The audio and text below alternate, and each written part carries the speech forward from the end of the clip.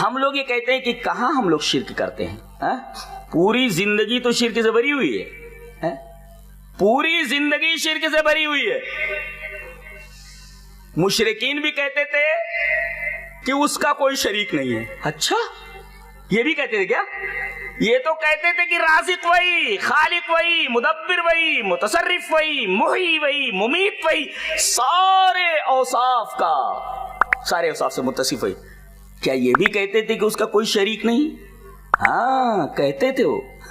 عجیب بات ہے، اللہ کو مدبر اور متصرف خالق، اپنا خالق ماننے کے باوجود بھی ایک بات اور بولتے تھے وہ، کہ اس کا کوئی شریک نہیں۔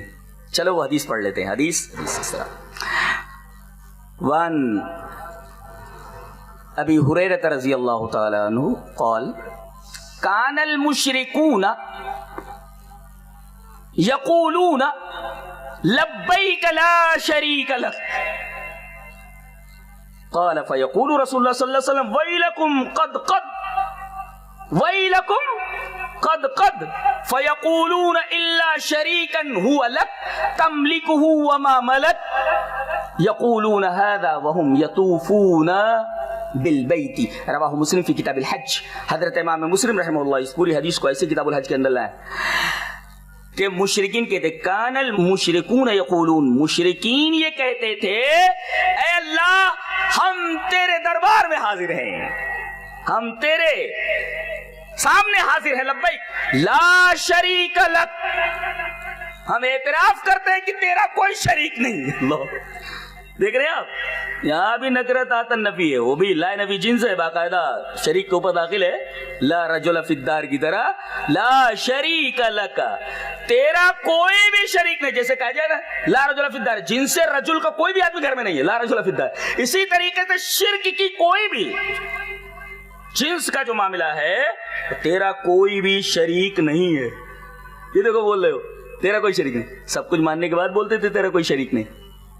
اب بتائیے اگر مشرکین یہ اعتراف کرتے ہوں کہ اے اللہ تیرا کوئی شریک نہیں، پھر انہیں مشرک کیوں کہا گیا؟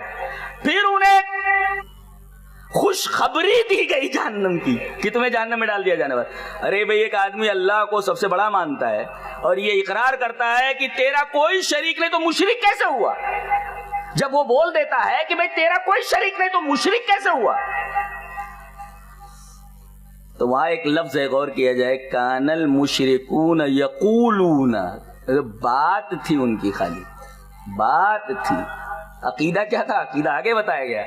نبی کریم صلی اللہ علیہ وسلم فرماتے ہیں کہ جہاں تک یہ بات تم نے کہی ہے نا لا شریک لک، اے اللہ تیرا کوئی شریک نہیں، قد قد، اسٹاپ یو اسٹاپ، رک جاؤ، ارے تمہاری خرابی ہو، رک جاؤ، آگے کچھ مت بولو۔ تم نے اللہ کو بڑا مان لیا اور یہ بھی اقرار کر لیا کہ اس کا کوئی شریک نہیں، یہ تم نے کہہ دیا، ارے رک جاؤ، قد قد۔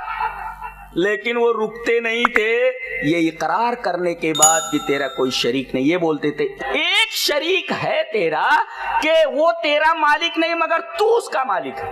یہی ہے جو آج شرک ہے۔